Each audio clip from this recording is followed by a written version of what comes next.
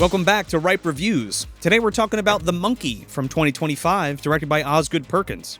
And how does Oz Perkins' The Monkey compare to Stephen King's short story of the same name? We're going to find out.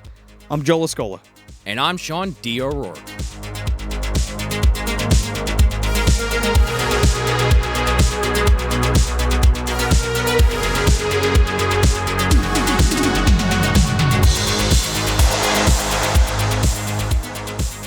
You know, Sean, everybody dies. I'm gonna die. You're gonna die. You're gonna die. We're all gonna die like Oprah. You're gonna die. You're gonna die. You're gonna die. You're gonna die. And you're gonna die too. We're all gonna die. We're all gonna die, Sean. And in fact, if under your seat audience members you have one of these fucking monkeys where they got cymbals or a drum set, you're in trouble. You're dying. Here it goes. Oh! See? Somebody somewhere just died. When a monkey claps its cymbals, an angel loses its wings? Every time a monkey claps its cymbals, somebody dies in a supernaturally charged way. Right, exactly. Or lines up. Yeah, sort of. So, yeah, before we kind of get into the new movie, I want to go back to when this movie was announced. And I've talked about it a few times. When I first saw it, I went to go see Cuckoo in theaters. Oh, yeah. Great movie, by the way. And that movie was great. And they had the teaser for the monkey. And I was like, holy shit. Now, this is just after Longlegs. I'm still buzzing about Longlegs. Oh, yeah. And you're a King fan. We've talked about it before, but you read pretty much all of King's work, so you were probably somewhat familiar, I would imagine. I mean, I'm familiar with Skeleton Crew, and I was familiar with the story, and I was like, I got to go back and read that. So when I went home after Cuckoo, which was great, I was like, I got to go read The Monkey. Oh, right after, yeah. And the Skeleton Crew book that is upstairs that I didn't put on the table will be featured prominently in our Patreon video where I'm going to read The Monkey from Skeleton Crew. And then you'll see the book because I just forgot to put it on the table. I went back and I read it. I was going to say, check that out on Patreon. The link will be in the description. Yeah. But after that, I went home and I was like, I got to refresh my memory. So I knew The Monkey did this thing because it's in the book. It's a cymbal monkey, and when it claps, it's this monkey. Okay, I thought you were talking about Monkey D. Luffy. That was the Sean D. O'Rourke joke in the beginning, the One Piece reference. I gotta sneak it in somehow. No, we're talking about the fucking monkey. For a week now, I've been talking about Monkey D. Just in the correlation of this has no relation. I'd rather talk about that monkey than Osgood Perkins monkey. I don't know, the best fictional character of all time or the fucking monkey movie. I don't know. Luffy kind of takes the cake. So I go home and I read the story, and I'm like, that was good. I remember it being good, and it's good. And I'm like, how is Oz going to flesh? Because I think it's like 10 or 15 pages, maybe like 10 pages. Yeah, we were talking tops, about that earlier. Something in the ballpark. Short there. is the point. Like Lawnmower Man, very short. Yeah, it's a short story. And I'm like, how is Oz going to flesh this out and turn it into a feature length? And again, I'm still buzzing off Longlegs, so I'm like, that could be this could be a really dark, cool thing. Oh, yeah. And his last couple movies are all pretty, I mean, they're art house films, but they're all pretty dark. I mean, The Ghost in the House is a little bit more subtle. The pretty thing that lives in the house? Yeah. That's more haunting than just straight up, there's an evil presence like Longlegs or the one with Kiernan Shipka. The Black Coat's daughter? Yeah. There's a lot of there's that, what's the word? I'm like overbearing kind of, there's a feeling in all those films. It's they're atmospheric. They're atmospheric, dread-inducing horror movies. Dread's the word I'm looking for, especially Longlegs, that whole film. And he's very, very good at that. Yeah. So I was very excited for The Monkey. Sure. And he's been on a roll lately. He's even got another film coming at the end of the year. And he's got another film coming out, which is like attached to the end of The Monkey, like this monkey. Wait, his literally? Monkey. Yeah, at the post-credit scene is the trailer for Keeper. I fucking left. I didn't know there was one. Yeah. I was like, the movie's over. I'm going home. I'll tell you all about it. And I'm sure you can watch it on YouTube. I would have stayed home for that, or stayed to keep watching. Oh, well. So I was excited. And then after that, I saw the full trailer. I skipped it because I was just kind of like, Monkey, Osgood Perkins, I'm going to see it. Well, I was going to see it regardless, but I was like, I want to see. You're curious. I want to see some more story beats from this. Like, how are they going to? I'm going to, kind of figure out how they're going to do this. Yeah, like you were saying, how's it going to relate to the original story? I got you. Well, how are they going to flesh it out? Yeah. So upon watching the second trailer, I was like, this is a dark comedy. Oh, yeah. And I was like, okay, All right. Let's see how that goes. Oz is not known for his comedy writing. No. He is known for his horror writing. And then I was like, okay, well, I hope the whole movie isn't like a tongue-in-cheek thing. I mean, if they do that, fine. We'll see what happens. But I was expecting it. It's not like I got blindsided by it. I was like, okay, this is going to be a dark comedy. Right, yeah. You weren't totally taken out of your seat by that. Yeah, this is going to be like a dark comedy thing, right? So yeah. Do you have like any like preemptive things that you want to talk about before we jump into this? I mean, kind of just said it, but like Osgood Perkins, not as huge of a fan as maybe yourself. I know Chris Barr's a very big Perkins. I wonder how he felt about this one. I have to ask. You know, him. I haven't talked to him about it yet. I'm gonna say he didn't like it. I'm gonna say he didn't like it either, but I'm not gonna speak for him. Sure, no, he surprises me sometimes with what he likes and doesn't like. I don't have a ton. I mean, sometimes we kind of split these into spoilers and non-spoilers, but I feel like there's just like, how do you even talk about this movie without just jumping into spoilers? Well, we're gonna jump into spoilers, but before that, we're gonna give our initial thoughts. I liked it. Okay. I thought it was actually pretty good. It was better than I thought it would be. But I didn't see that trailer. I just kind of heard maybe the teaser when it first dropped with the monkey, and it's like, oh, that looks fucking creepy. Osgood Perkins signed me up, and then it was just kind of like, I purposely avoided it. Sure. So I didn't really know what the fuck I was getting into at all. Yeah. Honestly, the opening scene kind of like should set you up for the rest of the movie, even if you don't realize it, the tone. Yeah. Which we'll talk about shortly. But the cold open is kind of like, that's the movie. Like that's the flavor you're getting. That's it. Which certainly is. I wasn't expecting that at all, and even as I'm watching the movie, I was like, wow, that cold open really did represent this whole film, huh? In a good way for me, but I could see why that would turn many off. Yeah, because it's very surreal. And the black comedy, I thought was great, but for an Osgood Perkins movie, maybe that's not what people are there for. I don't have a ton to add to that. I liked it. I don't know. Strange movie. I did not like it. Yeah. And I really gave it a chance because I was like, okay, I know that this is going to be a black comedy straight up. I know that. A pitch black comedy. I wonder if that would have tainted my opinion at all. It's not like it caught me off guard or I was like, what the fuck's going on? I knew that it was coming. It just did not click. I wanted to like it and I wanted to be like, ha ha. But when I tell you that I laughed at one thing. Really? Out loud. One thing I laughed at, which we'll talk about in the spoilers. The entirety of the audience didn't know what to make of the movie.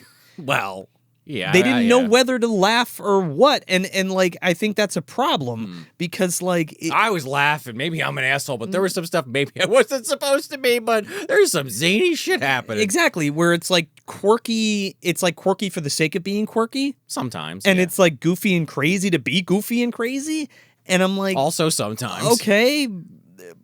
It's very on the nose and it's very... To me personally, it's not written very well. The comedy, Oz Perkins is not a comedy writer. Yeah, I mean, sure, I could see that. And I feel like he did write and direct this. He wrote and directed this movie. I don't feel like he is a good comedy writer, and you can see it on full display for this. And I think the big thing for me was like it felt like, and James Wan's stink is all over this movie. Well, he produced it, and like it feels like a James Wan movie. It doesn't feel like an Osgood Perkins movie. It feels like a James Wan movie to me. I could see that. There's a lot. There's like a kind lot of the Malignant era James Wan, which is that's more what I mean. Recent stuff. And it's like, oh look, I'm doing wacky things. Like, this is wacky, right? Yeah, right. I just there is a difference between that and like his earlier work in Conjuring. 100%. There's a split at some point. And point. it's like these guys are like, it's almost like they're bored of doing scary stuff. So they're like, okay, well, let's do horror comedy stuff. And it's like, okay, fine, but there's a way to do it, and I don't think this is the way to do it. In my opinion. Sure. I don't agree because I did like it, but we can get down to the nuance when we talk about it. But to be fair, James Wan has produced a lot of weird shit in the last like 10 years. That since he's become such, he did fucking Aquaman and all this other stuff. Sure. So he's got the bankroll now. So sometimes some stuff, it's like James Wan's name being on it isn't always the endorsement you think. Like Michael Bay's name on a lot of shit. No. It's like, did he direct it or is his name just on it? It's like Night Swim, you know? Right, he's like, I know this guy. He's my friend. He wants to break out into the business. So here's a bunch of money and a movie deal or something. For how many years, which I don't think he fucking deserved it at all. But it's like, Eli Roth presents. It's like, because he did Cabin Fever? Why is this guy's name on every fucking indie film for like 10 years? Well, I'm sure there's actually a real reason he probably produced it. We talk about that heavily on our Thanksgiving episode. Did we? Okay, yeah, okay. We did. But I'm saying he's another one that comes to mind where it's like, okay, I know he did some shit. And Thanksgiving actually was a return to form for him. But there's a long period. It's his best movie he's made since Hostel. Oh, yeah, Hostel. I'm just saying he's another one that comes on. There's like a long period of time. I was like, why is this guy's name on this? Like, James Wan, I love a lot of his movies, but it's like, what has he done lately? Well, he's in a producer role. So he's just telling people what to do and being like, hey, I think you should do this. This movie feels different. I don't know. Movie feels like, to me, Osgood Perkins and James Wan sat in a room together and smoked a fucking joint. And they're like, yo, man, you ever read The Monkey in Stephen King's Skeleton Crew? And he's like, yeah, I read it once. He's like, dude, we should totally make a fucking movie riff on it about the monkey. And he's like, and then one of them was like, but that story's stupid. And they're like, yeah, I know it's stupid. So we're just going to lean into it being stupid. Yeah. And that's how The Monkey happened.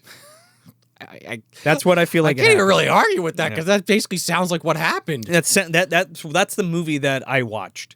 It is fucking very satirical from beginning to end. Satirical is... It's a satire. It's a satire. Sure, but that's a generous word because it's so fucking on the nose that it's borderline. It's cringe to me. The whole thing. I have to disagree. I was fucking dying watching this movie. I was laughing so hard. But were you laughing at it or with it? I was laughing with it. There's plenty of scenes. I'll talk about it. All right. No, I'm just asking. I mean, I get where you're coming from. I'm not trying to like disregard your opinion. No, it's fine. I could see like where you're coming from. I'm just asking you a question. Yeah. Well, I just to the audience. I mean, more so. I get that you get where I'm coming from.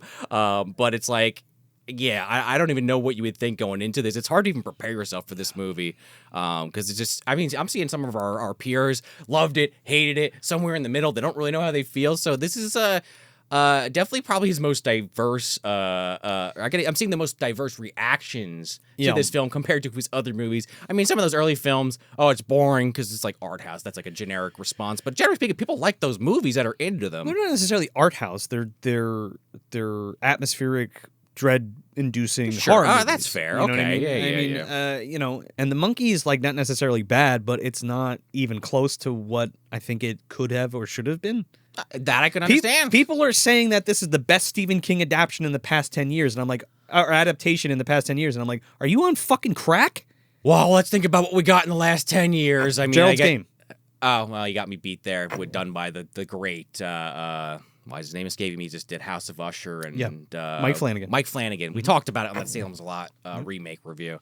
Yeah, I guess that would be the one, right? Because they fucked up Dark Tower so bad. How many times now? But like when you look at things like the Salem's Lot remake, I'd rather watch The Monkey than the Salem's Lot remake. That movie. Oh, then that? Yeah. Yeah, I would agree. I guess Salem's Lot remake was terrible. I don't want to watch that. I want to see that longer cut still, and then maybe I'll shake it out. But The Monkey is just so visually striking, at least, where Salem's Lot's kind of just like, well, we filmed it to make it look old, but we didn't really try that hard. Well, talked about it. What I will say about The Monkey is that I want to watch it again and see if I just missed something or like it just wasn't clicking. And just real quick before we get into spoilers, talk about a fucking movie that make sure that it lets you know when the time period is, but also has a fucking 70s aesthetic all over it. Because it's 90s, yeah. It's weird. It's weird. It feels weird because of what it's pushing and what it's selling, and like I don't know why they just didn't make it 70s, or like why didn't they just make it timeless? You know? I think they tried to, but then there's certain things that happen when they get older, the main characters, that it's like, well, this is very clearly a specific time period, so they just kind of like, that is a little jarring. It's weird. It's again, it's quirky and like somebody was like, wait, let's make it the 90s. No, man. We got to make it like the 70s though. All right? Yeah, but like put the kid in Jankos and that shitty Guy Fieri shirt, man. Like we got to do that. Oh my. Yeah, it's just kind of like it was fucking hilarious. It was like, that's what kids wore in the fucking 90s, and I fucking died in the theater. I know that, but like it doesn't add anything for me. No, that's fine. I thought it was great, but I can see where you're coming from. Again, Oz has like a feeling to his movies, and it feels like things are clashing.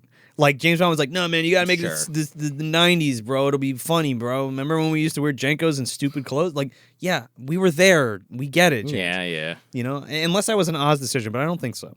That's a good question. I don't know. So I'm curious. But with that being said, I didn't like it. Sean liked it. We're getting into spoilers. If you haven't seen The Monkey yet and you don't mind the spoilers, hang around. If you haven't seen it and you still want to do that, go check it out and we'll be here. But until then, we're going to do some spoilers. So here we go. No, no, no, no, no, no, no! Just watch for that drumstick to fall. That's something we didn't mention in the beginning. That's kind of a spoiler. Well, the drumstick thing. Yeah. 'Cause you said is it different? Disney owns the rights to this. Oh, so they couldn't do it. This is like an old-ass toy. Cymbal monkey for audio listeners. The cymbal monkey. And that's the monkey that's in the story is a cymbal monkey. Not that I really care that they changed it. Why it was drums. But I was wondering why they changed it. And the reason why they changed it was because Disney was like, you can't use that. So they're like, okay, we're going to make a drum monkey. That would have been cool to see it with the cymbals. How much that would have been different. But I do like that they do the shit with the drums where it's like spinning the drumstick. That was kind of cool. That's cool. I think there would have been a little bit more a use of like shocking moments with a cymbal. You know what I mean? Yeah. Because like I'm not gonna go heavy like, oh, this is the story. The story is like this and the movie's like this. My biggest problem with the movie for the adaptation, let me just say that. Let me get that out of the way first. Sure. So my biggest problem with the adaptation of this is that all of the psychological shit is taken out of the movie or made into was made into a different thing, like structured differently. Because in the book, the guy thinks he's going crazy. Nobody's going to believe him that a fucking monkey is killing people or like has the power to kill people. And the way that the monkey haunts him, it's more like an entity rather than a device that kills things. The movie presents it more like a device rather than an entity. I read it more of an entity. At first, the fucking Adam Scott burns it with a flamethrower and it comes back unharmed in the fucking box. So. Yeah, but like, there's things like in the story that make it way creepier. Oh, I don't doubt it. Yeah. It's way creepier of a thing. And also, let's clarify, it's not lifelike, Joe. It's like life. None of that shit's in the story. Oh man, that's kind of a bummer. That was kind of funny. No. I like that little caveat. I was like, for a movie that doesn't give a shit about sticking to the source material, it does a lot of things that are like, oh, that's what you got? That's the best thing you could have come up with? From the source. Yeah, again, like what I said in the beginning, like I feel like they thought the story was stupid to begin with and still rolled with it. And I'm like, why do it? Then why do it? Yeah. Well, and the way they treat it throughout the whole movie is just like, this is corny. In my opinion. I'm sorry you felt that way. Yeah. Not that I didn't make the fucking movie. I was just having such a good time. I was kind of bummed to hear that. Well, tell me about it. Tell me about your experience. Well, I mean, the movie, like we just said, Adam Scott kind of kicks it off. I was shocked to see Adam Scott in this, honestly. The great comedy actor for many things. You mean James Franco? Well, yeah. wait. God, we'll get to him. You mean no? Get Theo James that I thought was Theo James. Dave Franco for the entire runtime because he's in another movie that they showed a trailer of, so I got confused. Yeah. No, Adam Scott. He's a comedic actor. Oh, yeah. He's from Step Brothers. He's on Community. Or I don't know if he's on Community. He's funny as Severance shit. is his new show. He was in Party Down. That's it was Parks and Recs he was on, not Community. Yeah. Anyway, he's like their dad, the main character's dad in this cold open. And this is another scene. I'll agree with you that the time period's a little shaky. It kind of threw me off, but I kind of was into it. I'm like, what? He's like a sea captain or a police officer or some shit. And this is where you find out that every time this monkey not claps the cymbals, but the drumstick comes down, something bad happens, and the store clerk gets killed in a ridiculous way, which was fucking amazing. That was cool. The harpoon shoots him and pulls out the fucking guts across the ground. I think this is one of the only practical effects in the whole movie. They look good. And they looked all right. Adam Scott goes crazy and takes a flamethrower to the fucking monkey because it's like ruining his life. And then he exits the movie, and you kind of find out that dad disappeared. And it's like, I guess because he didn't want to bring the curse back to them, but if he lit it on fire, why is it even a problem anymore? But, all right. It's only there to be like, this monkey kills people right out of the gate. And it's like... I'll set up the rules, yeah. Yeah, but you didn't have to do it that way. Sure. It's very...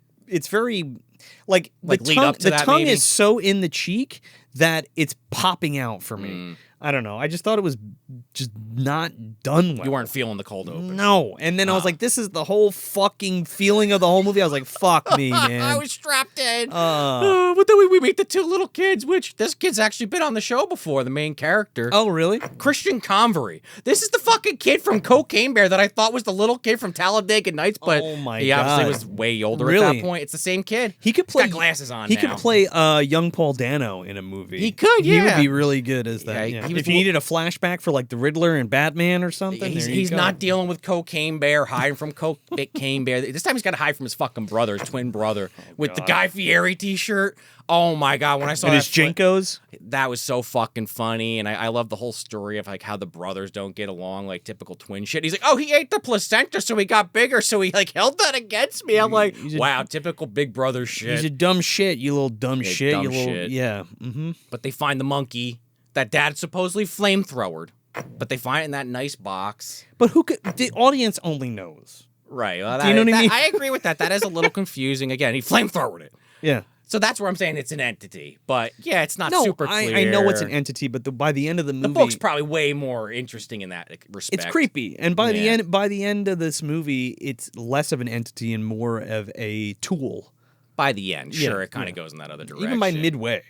But yeah, it's that whole thing where it's like they find the monkey, they're fucking with it, they don't really understand it. The babysitter, it's in the car and it just activates itself. Well, they did turn the key. They're at like a hibachi. Yeah. Oh God, that was so good. And it's like, don't set any fires this time, boys, because they're troublemakers. It's obviously always the quote unquote older twin, but they both get blamed. Like, to be fair, it's very Final Destination-esque. I did feel like that. That's kind of my biggest complaint. And I think that's a problem because like Oz made it a point to make all the deaths super ridiculous. Yeah. And like I'm like, really over the top. Yeah, like really over the top, but like I don't think it needed that. And then it feels too close to that, and then it gets convoluted because then it's like, is it the monkey the harbinger of death? Is it death itself? Is it a demon? Is it an entity? Like what's going on here? I mean, and we never get any answers. I think it's literally like an analogy. Maybe even this is the only thing they took from the Stephen King. I mean, tell me, is that it's just a fucking monkey's paw. No. But you don't get anything out of it. It just bad shit happens, and you don't die, I guess. No. I mean, at least a monkey's paw, you might get something nice, even though a bunch of people might die. Yeah, but it's not a monkey's paw because you don't make a wish on it. That's true. I'm just trying to correlate to something that makes sense. No, in King's story, it's just evil. It's just evil. Period. They make it look evil. Yeah, but like in the novel, it's like, or in the short story, it's just evil, and it like because it collapses things, you don't know if it's actually killing these people because it might be in the guy's head. It might be in the guy's head, and that's what I kind of like about it. I do like that on paper because like all of the deaths are things that could happen. Oh, in the short story. Yeah. Oh, okay. And in this, they're just like, nope, it's the fucking monkey. And you know why it's the monkey? Because none of this shit could possibly happen. Well, yeah. Well, the first one maybe, but I don't know how this guy got his hibachi license cutting this fucking babysitter's head off. You could not cut a fucking person over a hibachi. I do love the shot of her head falling on the fucking grill and starting to cook. I was like, oh, that's pretty good. Yeah.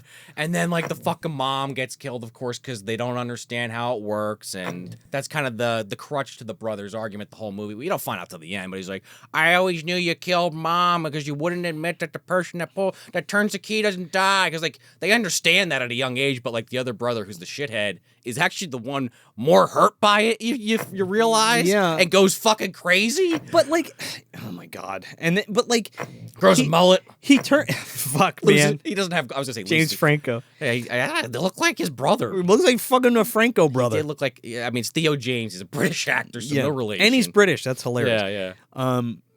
He like cranks the fucking key, and his mom dies, but he wants his brother. An aneurysm. But he wants his brother to die. Well, and that's where you find out that the monkey doesn't choose. Doesn't choose, or you can't choose. You cannot will the monkey to kill anybody, right, and that's like the catharsis of the movie because the brother goes crazy and it's like, you killed mom, so I'm gonna take the monkey and keep cranking it until you die. Because he doesn't understand it either. Because he's convinced that the brother was like, you purposely killed mom, but now like. I mean, by the end of the film, and we're getting spoilers, he's killed so many fucking people. It's like the end of like War of the Worlds out there, just trying to kill his one brother. But it's like one of those, if you hit this button, you'll get $1 million, but 1,000 people might die. It's like one of those, and he just keeps hitting the button. Sure, but like, But it never gets the guy he's trying to kill. That's what I mean. It becomes less of an entity and more of a tool because Yeah. the monkey in the story doesn't act like that. It just decides. You don't have to crank it. It just decides when to clap its fucking thing. That is scarier. I got to give the story It's away. not like, oh, let's crank it up and then this happens, and then let's crank it up again and then this happens, you know? Maybe they're trying to give the characters abject permanence or whatever that term is. Object permanence. But like you don't need that, and I thought it was excessive, and I was like the whole crazy twin brother thing like was just like what the fuck, and then you have Michael Myers Jr. with that long hair. Oh, Corey! I can't believe that was him. We looked that up earlier with the long hair. I thought this again. Like I knew it was him under there with this fucking face. That was really ridiculous. I was kind of confused. I thought it was the brother Bill, the main character's brother, who we see later, but it's just some rando that goes to the aunt who they live with after her mother died. They live with their aunt and uncle, who the uncle's played by Osgood Perkins, the guy with the pork chop. Yeah. The sides. That's what I mean about the thing where it's like, well, this is the 70s. Nobody had fucking chops like that in 2000. Right. Yeah, that is weird. Yeah. Oh, but he dies off camera. I thought that was a funny gag. And then you see the aunt like 25 years later. She gets killed in this ridiculous way where she's got the fucking hairnet on with the rollers. Yeah. Gets her fucking face lit on fire and she runs through the house, the house for sale sign. I was like, oh, okay. Some of it's cool, but I'm like... the ticker, that was ridiculous, but the reason why that was funny is because it cuts to the next day. They have, like, the police tape around that area, like, just carted off the body and the fucking estate sale, like, right next to the... The chalk line, essentially. Yeah. It's like, yeah, we're selling her shit. Yeah, wow, freak accident, But, like, even, like, I just didn't get a lot of it. Like, when the babysitter is dead and they're at the funeral, and, like, that weirdo, long-haired Asian priest guy comes in, he's like, oh, shit. And he's like, yeah, that was a little I'm silly. Like, what the fuck is this supposed to be? Like, this would never. I mean, I know it's never happened, but like, at least try to get me to believe some of the shit that's going on. And he's like, man, she like lost her head, dude, or whatever. And I'm like, okay. That stuff was a bit much. Okie dokie. Yeah, I mean, that character comes back later, but that was a weird choice. And then the balls that they want you to also feel something, because when the mom dies, there's like this heartfelt, horrible well, that's when she does scene. the whole speech. You'll die and he'll die. No. Yeah, but like when the kid stands up and he's like, Mom, wake up, Mom. And that was a bit much. And I'm like, pick a fucking lane that you want to be in, because right after that, there's always like a punchline joke thing. And I'm like, well, the tonality is so all over the place that you don't know how to feel, and it doesn't mesh well for me. I think in that case, with the little kid going, the twin brother Bill. How could I care? No, sure. You know what I mean? I get what you're saying. saying. When you treat everything like a fucking joke. But I think the point of that is that this character literally, like, it was broken by these events, and he doesn't know how to react because he's such a piece of shit up to that point. And then he just disappears from the film. I think that's great. I mean that would have been that would have been a powerful scene if I gave a fuck. Sure, if you didn't have that priest yoking through it, like, you know. The punchlines and the jokes could be better because like the joke is the extremity of the kill. Sure. But you don't have to add all the other bullshit around it. Well, I think that's where they were trying to have fun with some of these side characters, like that priest or like the guy that... Or like the person who shows the fucking house and she's like, oh, isn't this funny? I'm making a bunch of jokes and blah, blah, blah. And I'm like, this is just annoying. Well, now. the Jan Butterfield type character. Yeah, and I'm like... who gets blown away by a shotgun because he hears the drums in the background. He's like, wait, no, don't open that. And the fucking gun kills her and he's covered in blood. But then that takes away the thing that takes away the impact of the scene to me. I don't know. I guess I just wasn't thinking about this stuff at all watching the movie. Everything you're saying is actually making sense to me, but I was just like really having a good time. Were you stoned? Not really. I mean, honestly. I mean, I've been stoned for pretty much every movie we've done on this show, to be perfectly honest, on some level, whether that's one hit or several hits. Yeah. But no, I mean, getting stoned sometimes actually will improve a movie. That's what I mean. I get what you mean, but no, that wasn't it. Okay. Because I'm curious, because like maybe I just need to watch it again. I don't have the baggage of the Stephen King story. I just kind of went into it. I like the weirdness factor. It's not even that. I don't like. mind. I liked it better than all his other movies. I don't mind that they changed it. I'm saying I know I'm in the minority on some level because I typically don't like his movies. I think they're like, I like the Ghost one, but even that one, I'm kind of like, you were joking about checking your watch, but that one, I'm like checking my watch. Like some of his movies are very slow, even Long Legs. Like I thought it was good, but I wasn't as high on it as some people. Like I think he's a great director. Sure, I'm there for every one of his This is a popcorn films. movie for sure. It is. It totally is, and I don't like to just say that because it has a negative connotation. No, but, it totally is a popcorn movie. It is, but it's also like, they try to do a lot of weird shit in this film too. I mean, we've been talking about it, but there's like a lot of like crazy shots they try where like he's falling like into this like the dream sequence. The dream sequence with like the monkey hand like lifting him up. The monkey hand lift him. That was cool. And like cool. the kaleidoscope kind of thing with the monkey. That was interesting. I like the brother shit because when you finally get to meet this brother, because a lot of stuff's been happening to Theo James' character. People keep dying around him. The town's cursed because that guy with the long hair, Corey from Halloween Ends, has the fucking monkey because it reminds him of his dad, which is that's kind of some quirky Coen Brothers shit. He dresses like a cop. Well. And then he opens the fucking door for this long-haired fucking delinquent. And I'm like, okay. Well, right, yeah, there's that too. But he's got the brother in the military. There's some weird shit happening. I know, but it's not. It's weird for the sake of being weird. I guess that's why I like it. I don't know how to explain it. No, it's like weird for the sake of being weird to me. It is. And like, I have weird movies, and I like weird movies, but like this one is trying to be weird. It is. I mean, even that Corey character, the metalhead, like I said, he puts the cop, his dad's uniform to get the monkey back from Bill. Who've never been revealed as the twin brother is alive, knows about the monkey, he's been secretly trying to get it this whole time. Yeah. And he's got this fucking mullet, and they make this whole thing about when the mother died, he never took his suit off. He wouldn't take his suit off as a kid. Because he wouldn't have to put it back on to go to a funeral. Right, because there's a couple in a row. Yeah. Dad, mom, the uncle. But now, like, because he's, like, mentally broken, he fucking, like, to bring himself back to that moment in time to try to find the monkey, he fucking sews the old suit together with the fucking, the Guy Fieri flame shirt. He makes it a goddamn belly band like a samurai, and he's fucking walking around in this stitched-together suit. I thought it was fucking hilarious. With this music playing, this super serious music. It's just so, like... Am I supposed to laugh? Yes, am I supposed to be intimidated by this guy? Supposed to laugh. Yeah, but it doesn't give any weight to anything else, is my point. I think I just didn't care at that point. I was just like, this is funny. I was just like, I guess this is a comedy. And at this point, I was like, this sucks. Well, 5 minutes later, fucking Corey's in there with the car holding him at gunpoint. Because there's also the subplot. I keep just calling him Theo James and Bill. What the fuck is this character's actual name? I don't know. Hal. So the main character, Hal. Yeah. There's also this subplot where he has a son, but I guess because he's like his dad, he's afraid to bring the curse to his family. He doesn't stay with his kid, and it's this awkward shit. Oh my god! And Elijah Wood is in this fucking movie. That was so fucking funny. He's like the best cameo ever. As this like this fucking guy who's like the ultimate dad with this fucking his books are like stepfather, Jesus dad, and he's wearing this tight shirt where you can see his fucking nipples. And he's like, well, Hal, he's gonna start living with us soon. I got to sign the paperwork over. I'm gonna adopt him. So there's that thing where Hal's son wants to spend, like Goofy movie, wants to spend time with, but it's like the reverse. He wants to spend time with him, but he's like, all right, keep waiting in the car. You wait in the car. Like 5 times he says that. Wait in the car, son. He's like, yeah, I know you don't want to spend time with me. I'll just spend it in the car. But I'm setting that up. I gotta poop in the house. I gotta poop in the house because I gotta do that. But I'm only even setting that up because of the scene with the Corey from Halloween. He holds him at gunpoint, and then he makes the son go in to get the monkey.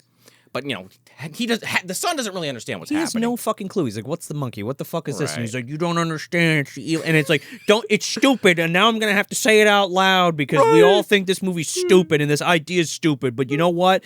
This is what it is. This is what's happening, yeah. And it's even this case where, like, he doesn't even trust his dad, if you even want to call him that, because he lies to him about, you have any siblings? Because he's doing, like, a family tree thing. Because he's trying to keep everything away from him. Right. Because he doesn't want to hurt him or whatever. He gets pulled over at one point, a cop mentions, like, yeah, your brother was looking for it. And he's like, your brother? No, it's the house lady. Oh, the house lady. Your brother called and blah, blah, blah. And, your brother? Oh, the realtor. You're right. Yeah. Anyway, so he goes in there to get the fucking monkey. And this is like one of the craziest, ridiculous kills.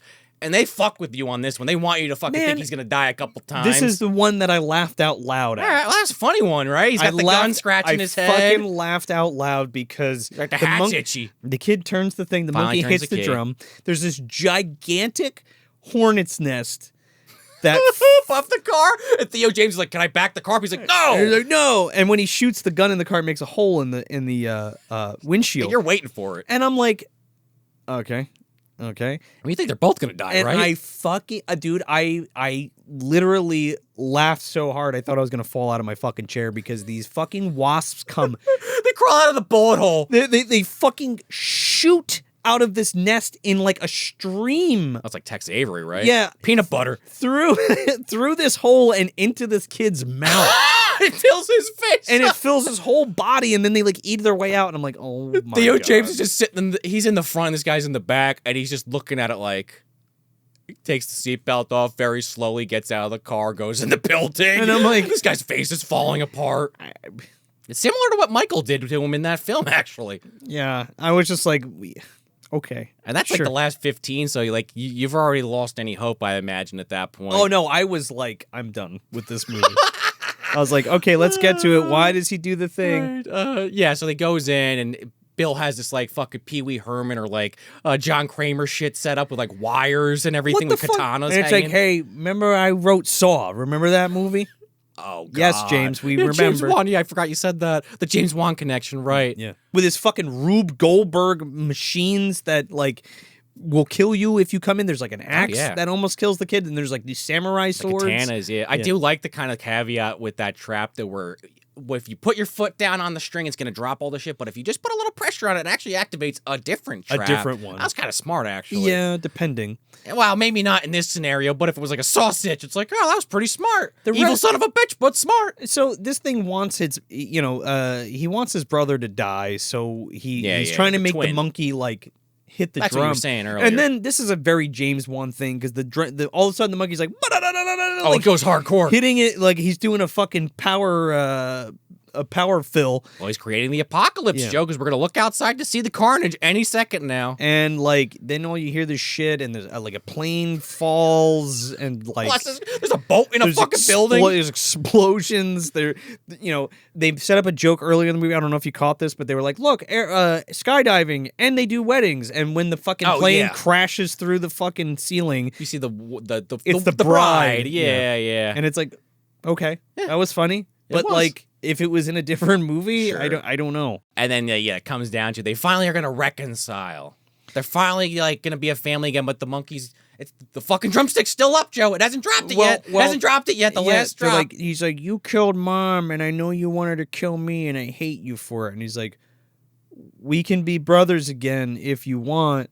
Well, Hal's also and like, go on a road trip with Dad or something. They do have that. I hate cops, and my dad's a bum, and I hate sailors, and my dad's a bum. Well, there's also that little caveat where I forget his name, but the son character also was like, doesn't really want to be Elijah Wood's son, but like is also content with it, and is kind of like, Hal, do you actually want to be my dad, or are we just gonna just say, fuck this, I'll never see you again? Well, I actually want to hang out with you, but Elijah Wood's rich, so I don't know. He says that straight up.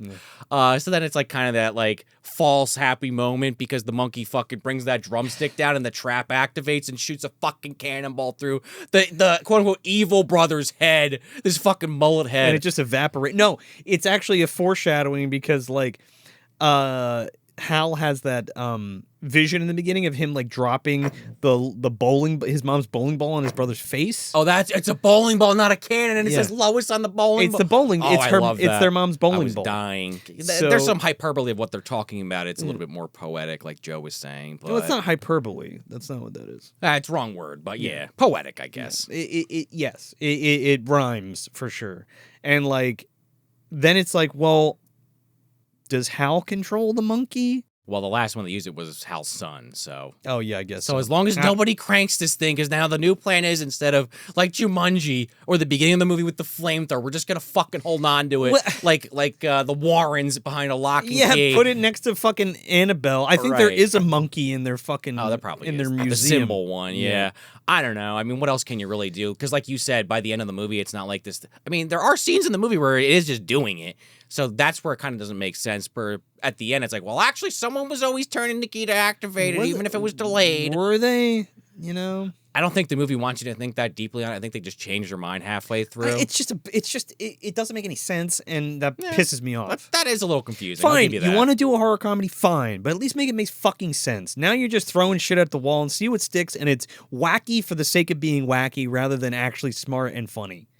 In my opinion. I mean, it is. It's literally, like I said, it's a satire. I mean, we'll said it, but it's very satirical. I didn't know that going in. It's not really satirical, though. I think it's making fun of the genre. I don't know if it necessarily nails it, but I think that's what it's going for. Maybe the genre, but like convoluted movies, which maybe you're almost in that, at that point, it's like an Ouroboros situation where the snake's eating its own tail. I think it's just a poor excuse for a not well executed flick. I mean, I liked it. So, I mean, it is.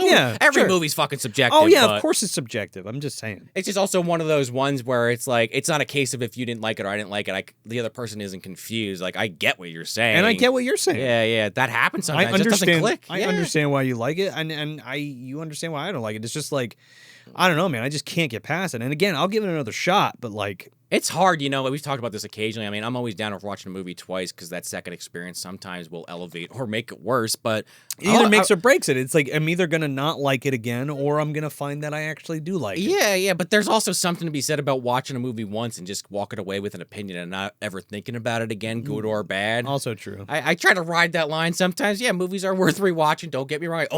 You own the video dungeon. We got movies out the ass. Yeah. But I've been thinking about that a lot lately. So like, if there's a movie I'm not crazy about, you know, it doesn't hurt to rewatch it, but if you didn't have a good experience, why are you going to torture yourself? Why are you going to have the monkey bring those symbols in between, you know, on your ears like the fucking Hulk? Which, by the way, She-Hulk's in this movie. I forgot to say that.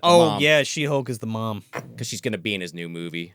Which looks more promising. Looks more my speed. More your classic for like, you know, that is Osgood at his finest based on that trailer. I think Osgood, which I didn't see, should stick to writing horror. Yeah, I saw screenshots. You said the trailer was at the end? It's at the it's a post credits. Okay. I don't really stay for post credits anymore. Marvel burned me on that for so many years. When I found out that there was one, because I read it somewhere, I was like, oh, okay, I'll stay and I'll watch for it. And it's one of those things where like it's just a trailer, like, you know, like just for like Pearl was at the end of post credits of X was a trailer for Pearl. Yeah. And this was a trailer for his new movie Keeper, and it looks kind of cool. It looks like it's a time jumping kind of thing. Okay. And there's women in peril in different situations in different time periods. It looks like. So I'm curious to see what that is, and it actually looks creepy. So. Put it this way, you know, I always gonna give directors a chance, writers a chance, and if it's like one out of how many movies he's done, maybe two. You said that other one you weren't crazy about. You know, he's batting over 500 as the baseball fanatics like to say. He's doing pretty good for the most part. I think a couple misses here or there. Why not just write it with somebody who knows comedy? Well, again, maybe this is what he was trying. And then put your heads together. Spread out his wings a little. Try something different. You're still doing horror, but you're doing something a little different, whether it lands or not. But it's a weird fucking roll of the dice for a Stephen King property. Well, you know, King at this point. Do you know what I mean? Yeah, no, I mean, I wonder how he feels about it. You know, he goes through phases. He's at that point, I think, again, where he doesn't care anymore. Yeah. Which he's getting a check at the end of the day, regardless. Like, taking a chance is like James Wan's, what's that one that he just did? I mean, Malignant's the most recent one I saw. I mean, it still kind of riffs on like some Henenlotter shit, but... No, sure, but I'm saying that's him taking a chance. Yeah, and with a completely new IP. Yeah, especially at that point in his career. This is like taking a stupid idea from a stupid thing and then thinking it's stupid and then fully committed to it being stupid and then putting Stephen King's name. You're saying that. I hope in interviews that's not the case. If I see an interview with Osgood Perkins or James Wan saying anything to that effect, I'm going to be really disappointed because that is not a way to make a movie. I hope that is hyperbole. That's what it feels like. That's what I mean by that. There's a proper use of that term, I believe. Hyperbole is the exaggeration of something. That's what I mean. Yeah. That hyperbole would be people online going, "This is the best Stephen King adaptation in the past 10 years." That's hyperbolic. I think I know what I'm saying. I know I've used that word many times. I know what I'm saying, but you know, English language, Joe, it escapes me many times. Fans of this show know. You know for fucking sure. Outrageous claims that are exaggerated claims. That goes with, I think, every movie we've ever reviewed on this show in some capacity. It's just like... You just wanted something different. Objectively, this is not the best Stephen King adaptation in the past decade. Oh, hell no. It's just not. No, there's too many It's things. just fucking not, dude. The Monkey. Go see it if you want to see it. I'm recommending it. I give it a thumbs up. I don't know if I'm going to say 2. 1.5. 2 thumbs up? Come on. 1.5. Like the Zangief? I mean, I gave it a 4 out of 5 on Letterboxd if you give a shit. Yeah, people do care. They watch the show. Better than average, They do care about our opinions to an extent, I guess. Especially if you like surreal, weird shit. Yeah, I mean, I guess. Don't take it as gospel and like, hey, you could watch it and be like, this movie's great. Or you could watch it and be like, this movie sucks. You know, make your own opinion. Just make sure we told you that it could go either way. Yeah. Don't yell at us for telling you to watch it. I mean, is the monkey going to hit the fucking drum or not? You know, are you going to be the one that gets a fucking mouthful of wasps or not? We don't know. God, think about that. What out of the movie, like, what's the one you would least want to get killed by? Oh, God. At least the wasps were kind of quick.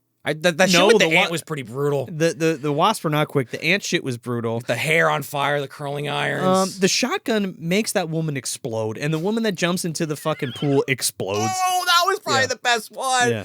When he's at the fucking pool. I think I would like to be the pool one. Yeah, that's because it was like instantaneous. That's true. Yeah. The ant's feeling that for a minute. The guy with the wasp feeling that for a minute. The ant gets fish hooks in her face. The fish. Oh, yeah, because her face lit on fire. She gets it the worst. And then runs through a fucking for sale sign through her fucking face. If that's not a freak accident, Joe, I don't know. And they even like pepper in a couple more when it's like the town's getting attacked by like that. There's like a golf one. That's the thing too. They're like, I don't know, everybody's dying, and this person dying, and this person dying, and this person dying. And it's like your metaphor is getting lost here too, which was another thing. I was like, well, this has no fun. Yes, everybody's gonna die, but they're not gonna. You know what? I don't know. I'll make one last comparison. I know I love my comparisons. We love our comparisons on this show. I think of Edgar Wright, some of his work. Not comparing it to this, very different body of work. But it's like you're saying, oh, did they watch this while smoking a joint? Did they watch that while smoking a joint? They had like Hot Fuzz on in the background on a small screen and weren't really paying attention. Like, and Edgar Wright guy, he's onto something.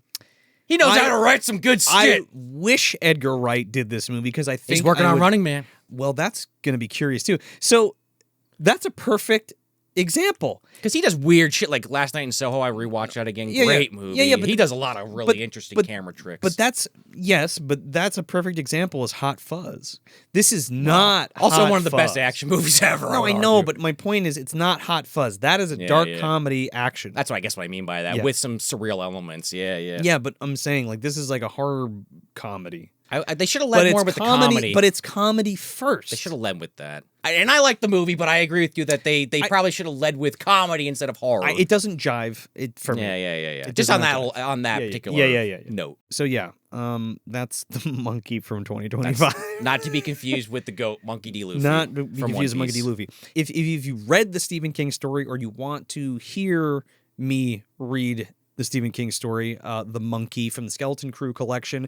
It's on Patreon, or it will be on Patreon soon, so look out for it if you're a Patreon member. It will also be available to YouTube channel members as well. Yes. So that's it. That's The Monkey from 2025, directed by Osgood Perkins.